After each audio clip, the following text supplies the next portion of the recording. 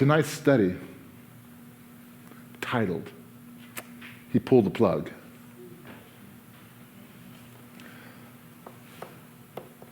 Tonight's study is on He Pulled the Plug.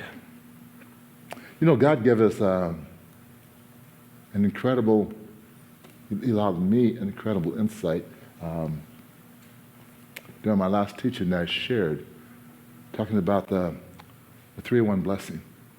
So I want to pick up on, he pulled the plug, and in order to do so, I want us to turn to Numbers, chapter 6.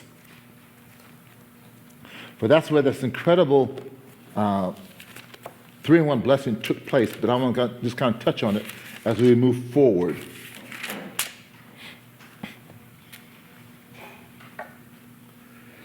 And in doing so, in Numbers chapter 6, it begins with verse 22. And it said this. And Adonai said to Moses, speak to Aaron and his sons, and tell them that this is how you are to bless the people of Israel. And you are to say to them, Yerekeka Adonai, Baris Mereka, Ye'er Adonai, Panav Aleka, Bihu Neka. Yasei Adonai, Panav Aleka, Bashem Laka Shalom. And then that, we had a full rendering of what that meant. As the ancients read it, it's when they said, Yahweh will kneel before you, presenting gifts, and will guard you with a hedge of protection. And Yahweh will illuminate the wholeness of his being. I think it's profound. Toward you, bringing order. And he will beautify you. And it says, Yahweh will lift up his wholeness of being and look upon you. And he will set in place all you need to be whole and complete. I think we had some handouts on that last week. Okay, good. Everyone got one. So it's a profound blessing. But I want to pick up on that thought, the topic of this. For in our last study, as we were looking at this, in the last study, we gained a pure understanding of what we know as this priestly blessing. You know, that's why we heard it over and over as it's been referred to. Or some call it the Edenic blessing, which is well known in the scripture as well. But see, from our last study, we came to a pure understanding when we found out it was not Aaron, but it's God's blessing. In reality, I found that to be awesome. For in it, as I would hear when Yahweh, God, spoke to the priest, and he says, tell Aaron and his sons, but this is how they are to speak. And at that time, my mind was limited because as I was seeing it, I was seeing Aaron and his sons speaking because of this blessing that we call the priestly blessing or the Aaronic blessing.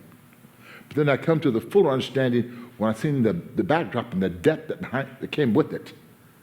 That it wasn't so much Aaron speaking. Aaron and the priests were nothing more but speakers themselves. They were the microphone. It was God himself speaking to the people. And as God himself is speaking to the people, this piece is profoundly insightful because it sets the tone for every place else that we go. We learned that it was like, again, as God himself to declare these covenantal words over his people. I can see them as they're all camped out in the camps, and the priests step up before them in all the regalia, and they go to speak. Millions of them sitting there. But then my thoughts come back to this and say, what people are we talking about? What people are we talking about when he says that he spoke to his people as he spoke this blessing over them. When God was speaking to them, what people was he talking about? That's where my thoughts go to Deuteronomy. Turn with me, 29. Deuteronomy 39 kind of defines what transpired there. I'm sorry, 29.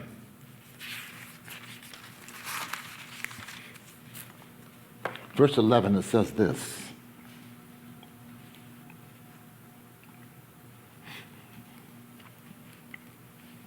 As the people stood there before him, this is Moshe. Now Moshe, or Moses, he's talking to the people because he understands he's going to depart from them. And he's given almost a reiteration of all that he said before, and he's recapitulating all the word that God has given him. But now as he's doing this, he understands, as God is speaking through him, he understands the future as to where they're going, but he's trying to leave the foundation. And now he comes back and he recaps things that he said before, and he picks up on that blessing as well. But he says it this way. He speaks up on what God is saying to them, and he tells them, the purpose is, beginning with verse 11, the purpose is that you should enter into covenant of Adonai your God and into his oaths, which Adonai your God is making with you today, so that he can establish you today for himself as a people, and so that for you he will be God. And he said to you, as he swore to your ancestors, to Abraham, Isaac, Jacob, Abraham, Isaac, and Jacob. He says, but I'm not making this covenant with you. I'm not making this covenant and this oath only with you. Rather, I'm making it both with him who is standing here with us today before Adonai our God, and also with him who is not here with us today. What do you mean not here today with us today? Yeah, the people there, he says, but I'm speaking not only to them, but I'm speaking with those that are not here yet today. See, we would stand on that mountain, I would look at the people, and I would say, I've got to either share with them, because this is all I'm seeing. But how many know we serve a God of eternity? He's looking past what we're seeing there, he's looking into the loins. He's looking into the seed. He's looking all the way into the future as well, because he understands the fullness of his creation and what he purposed. So as he's speaking to those people there, he says, it's not only to you, but I'm looking through you because, see, I see your seed. I see your children's children. I see your children's children's children. And I see further on down the line, I see when Yeshua comes and he's speaking and he's telling them, as he's pouring out his blood, I see further down the line. So what he said is, he said that not only was he speaking to those people there when he spoke that blessing, he's about speaking to every born-again believer in the body of Messiah. I'm speaking to all of them, which means that's us. That's us. At that particular point, he's declaring, I'm speaking to the one new man. I'm speaking to the people, he said, because in God's eyes, he said, there is no Jew or no Greek, no male or female, no bond, no slave. He said, I'm speaking to my believers. I'm talking to those that have come into covenant heart that are his. So with that knowledge, with that understanding, when you see that peace, then you start understanding what he's speaking, what he proposed, how he proposed. Your mind cannot just go back and land back at Sinai and leave it there. God's speaking bigger than that, for the earth is his and the fullness thereof. So as he's speaking it, I want to bring clarity so that people don't camp out one way and try and say, I wish I could get part of that. No, he's speaking to you. You weren't there, but you were in the loins. You're part of the seed. You're part of the one new man. What does that mean? As you're talking.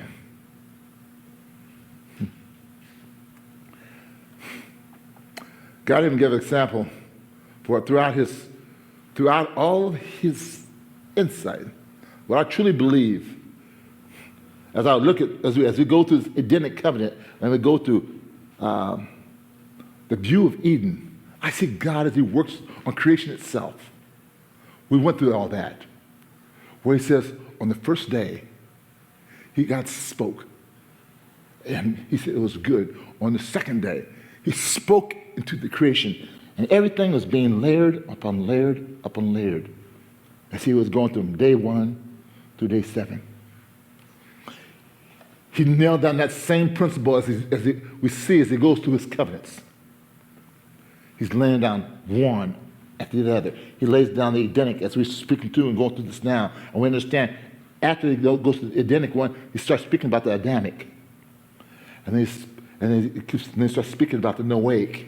But every covenant, just like creation, is being built on top of each other. So just like throughout his creation and his covenants, I believe that God is a God of layering. If God's a God of layering, and I believe, it's 5:13, I believe with all my heart that this blessing that he spoke, I believe this is the foundational basis on which all of God's blessings rest. I believe like when God says, and he blessed them, that he set down a foundation that he's building on top of. So when I go back into that covenant, that blessing, and he turns around and says that he will kneel before them, barakah, and he'll present gifts. He'll build a hedge about them. I believe that this is critical once we see this, for it deepens our understanding in the statement when he speaks in Scripture, and God turns around and says, and he blessed them. What do you mean he blessed them? Did he make them happy? Did he equip them? What was he giving them? When he knelt before them, what was he giving them? What was he saying? I believe he gave them this as a foundation. For example, if you look at Genesis 12. Turn with me to Genesis 12.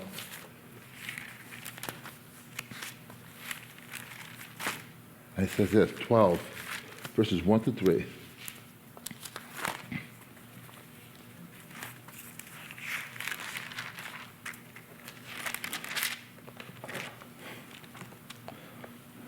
I love this. Very powerful, very well-known text. As it begins, but it says this. Now Adonai said to Abraham, get thee out of your country and away from your kinsmen and away from your father's house and go to the land that I will show you. And I will make of you a great nation. I will bless you. And I will make your name great, and you are to be a blessing. He comes back, and I will bless those who bless you. And I will curse anyone who curses you. He says, go forth. As it speaks to him, he says, go forth. And I know good and well, Abraham has to be moving with some fear and trepidation. Because as a nomad, as a tribesman, they travel with family. They would stay around family.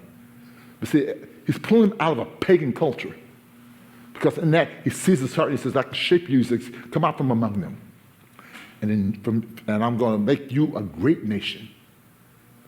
And then inside of it, Abraham might say, because, just like when they lost Yeshua along the way, he turns and says, come out from not only from among the family, but from your father's house, among all of them, and go to someplace I'm going to show you. And as he's going, I know Abraham might be trying to think like, so how's the other substance going to come into being? And the guy turns right in the midst of him and says, and I will bless you. I am going to do something to you. He says, I am going to equip you. I'm going to protect you. I'm going to surround you. I'm going to care for you. In fact, I'm going to take my whole being and I'm going to look upon you and give you sustenance. He says, and then on top of that, he says, as he lays there as the foundation, that's just basic. When you walk with me, you're surrounded. Don't worry about anything else. Fear not, because I've already got a hedge about you. I already got you protected. He says, and I'm going to make you a great nation within this. Now, on top of this, he says, now I'm going to surround you. I'm going to bless you. I'm going to protect you. I got a hedge about you. I'm going to make you whole. Abraham, you stand there, you said you're at one particular point looking for God. I mean, you understand him in your heart. He said, but you're worshiping demons. God, I need you to come up out of that stuff. He said, I'll surround you, I'll protect you. He said, then from there, I'm going to make you whole. Something's going to happen inside your loins. What do you mean make you whole? My wife ain't got no child, and I'm old, and life's not over. Nuh-uh. I'm going to fix all that. He says, because when I make you whole, your reproduction system works again. The womb opens up again. Fear is gone from there. If I can get you just to walk with me, and I surround you, you don't have to worry about no natives shooting arrows at you or someone taking you out. No one's going to hurt. No one's going to hurt you. Why is that? He says, because I'm going to surround you. And I'm going to protect you, and I'm going to open that wound. Now, Abraham can't see all this, but when God says, and I will bless you, he took that threefold blessing and threw it upon him. And then he started attaching other benefits on top of that. Because in it, he tries to not only will I bless you, he says, I will make your name great. And you're going to be a blessing. And you're going to be a nation. And the whole world's going to be blessed through you. So he says, not only are you going to just walk, and you're going to walk with me. He said, but from your residue, just walking, you're speaking, and you're passing along to your children, the whole world is going to be blessed when I drop on you. Turn with me to, we'll go back to our text scripture. I'm looking at Genesis 1. Go back to the first chapter of Genesis, for this is where we kind of camped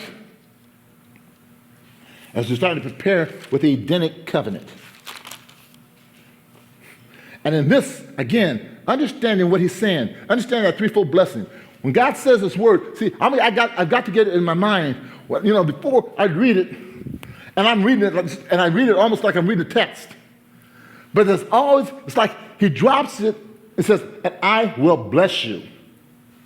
And then I'm thinking like, it's not just one run-again sentence. I'm dropping something here, and I'm going to put something with it. We find it here in Genesis 1:28. Look what it says. God has created man in his image. He's formulated them. We talked about what is man's purpose on earth. We discovered that in our understanding of the Edenic of the Edenic covenant. So now here in verse 28, let me just back up for new faces in the house. Because we go back to verse 27, it says, so God created humankind in his image. In the image of God, he created him, male and female, he created them. Now, in verse 28, it says this, and then God blessed them, and God said to them, be fruitful, multiply, fill the earth, subdue it, rule over the fish in the sea and the birds in the air and every living creature that crawls on earth. It's like he equipped him. He drops one on him and says, I'm going to bless you. You got that. Now, on top of that, he said, be fruitful and multiply. Again, I believe that threefold blessing, if it's foundational, it is the basis of God layering, that God lays the depth of Yerekaka Adonai Baris Mereka upon them. And then on top of that, it says, now be fruitful with that and multiply. It's true. As he takes and he creates him, shapes him, and then God pronounces the divine blessing upon them. In essence, what he did at this particular point, he set them apart of all creation, and he blessed them. He blessed them as being under his special protection and gave them power to procreate and multiply their own kind on the earth. But then the question comes in saying this. Why was it necessary for God to say that? I mean, if God's creating them, he creates them from the pieces. Why was it necessary for him to stop and say, now I will bless you? And then he keeps on talking. Because I believe, God being a God of order, he's speaking into the fullness. Right now, he created man. He's created the earth. He's created all the days. Everything's sitting in place. And as he's sitting here, at this particular point, I think he's speaking into the fullness of all his creation. The earth's sitting there. And God starts speaking.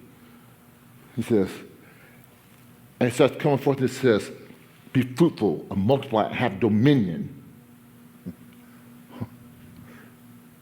I think it's almost like, the concept would be almost like Yeshua when he stood before Lazarus' tomb. Everything around there was dead. Now he could have looked up there and just said, rise up. And you heard, everything would be moving. But he got targeted. As God goes to speak, he's weeding through, just like Lazarus. So he looks at, he told us to move the stone, and he spoke, and he defined the targeted piece. He said, Lazarus, come forth. Not Susan, not Gerald, not Dennis, not Bob. He could empty that whole tomb. He could empty the whole graveyard when he said, come forth. Everything. So he nailed this thing like a radar. Because he understands all life and power and authority is in his hands. That his word will speak. His word is holding everything into place. So he takes all that power and all that knowledge and he takes it, hones it down, and he says, I'm just right now, I'm talking to you, Lazarus. Come forth. Life, the same strength that raised Yeshua from the grave, that same power is like a nail, like a laser goes, as pointed to him, hits that body. He couldn't even lay down if he wanted to. He had to get on up and come on out. They had him all bound up. But again, that could have been Lucy and Jerry and Susan and everyone else moving out of there. But he says, no, God right now, when God's speaking, he's got Adam right before him. And instead of speaking to the birds and the bees and the lions, he says, I need to narrow this focus because what I'm going to do right now belongs to man. And so as he speaks now, John says, and he's going to bless him. He said, I'm going to make you special. I'm going to separate you. His target is all this, throughout all this creation. Now he's going to establish priority. And Quran says, now I'm talking to you, Adam. Be fruitful, and I want you to multiply. So, as he's talking, every object was in place. When God said it, when he got finished, everything was in place. Every plant was producing within the season. Everything was operating in its fullness. Adam was in its perfection. Every animal, every creeping thing was functioning in its unique design according to God's economy. Everything is functioning. So now God has to peek right through all this stuff that's functioning just as he designed it to function. Everything's perfect. Now I need to go inside perfection and narrow the focus. He says, I'm talking to man. and when he looked at that man standing there, God says, because you look at verse 31, it says, and God said, everything will look very good. So he says, but now to Adam, I'm going to surround you. I'm going to lift my goodness upon you. I'm going to enlighten you. I'm going to equip you. I'm going to make you whole. I'm going to set you in position. And on top of that, now I want you to have dominion on top of that. So Adam is sitting there looking. So as part of all creation, when God spoke right now, you know what he's doing? He's establishing hierarchy. Why? Because as Adam laid there right now with all creation, everything was perfect. Everything is in its place. Everything is fulfilling its call. Everything that God put in it. So everything's on an equal basis. Adam was on equal footing with all creation. But without this special divine empowerment, without God empowering, man could not release his lawful authority. Why? He said because right now when God said that, he is therefore authorized, empowered to exercise his dominion, his rule on earth. Without God saying that, he could not go forth and subdue and rule over the kingdom. Rabbi, what are you saying? What do you mean by that? I said, he put him there and he spoke to him. What did Satan get from Adam? When God spoke, he gave him, empowered him with the authority. At this particular point, it's just like the thing with Joshua. He's setting up all creation, but he's letting all creation know, it's giving everything. This is king. This is the one to have dominion. No one can move. Adam couldn't get up out of his own free volition and try to say, hey, I look like God, I'm going to take charge. No. being God of order, God empowered him and put authority on him. And when Adam fell, that authority is what he ended up shifting. Because Satan tried, what did Satan say? He told Yeshua when he went to tempt him. He says, if you bow down, I can give you, he said, I showed you all the kingdoms of the world, for this has been given to me. He said, if you'll just bow down and serve me. Now, how can you say that? Yeshua didn't look at him and say, you liar, you don't have it. Yeah, he did. His authority had been transferred, but that's a whole other story. So he authorized, here God is speaking when he told Adam, he says, and he blessed him and gave him, authorized him to exercise his dominion rule on earth. Huh. But you know, as I read through this text, I don't want to just gloss over all what he said here. You know,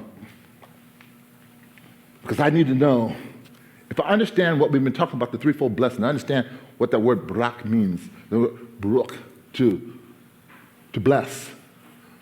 It means to kneel. That's what we teaching about in our last study about the threefold blessing. It means to kneel and to present a gift. So, my thought says this. If he said that to Adam, and he turns and says, I give you dominion rule over earth. Look, that's what he says. He turns and says, what he says.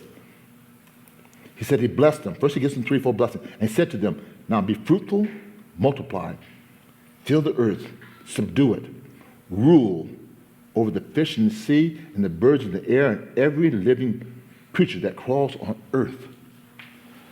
My question comes in and says, I need to know, if God says, I'm going to bless you, and in blessing means he's kneeling before him and giving him a gift, I need to understand what was in the package.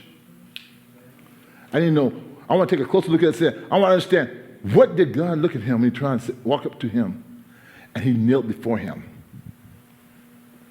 Because God said he blessed him. He knelt before him, which we understand that's what the term blessing means, or blessing. And he said, like it's one presenting gifts. So if God comes for Adam and he presented him with something, I need to know, okay, with all that he's saying, what did he give him? What was the fullness thereof? First off, as you look into those, what he said again down here, and he says, God said to him to be fruitful, multiply, fill the earth, subdue it, rule over the fish in the sea. The whole concept of all what he's saying there is really comes down to a twofold mandate. It's a twofold mandate that transpires in there.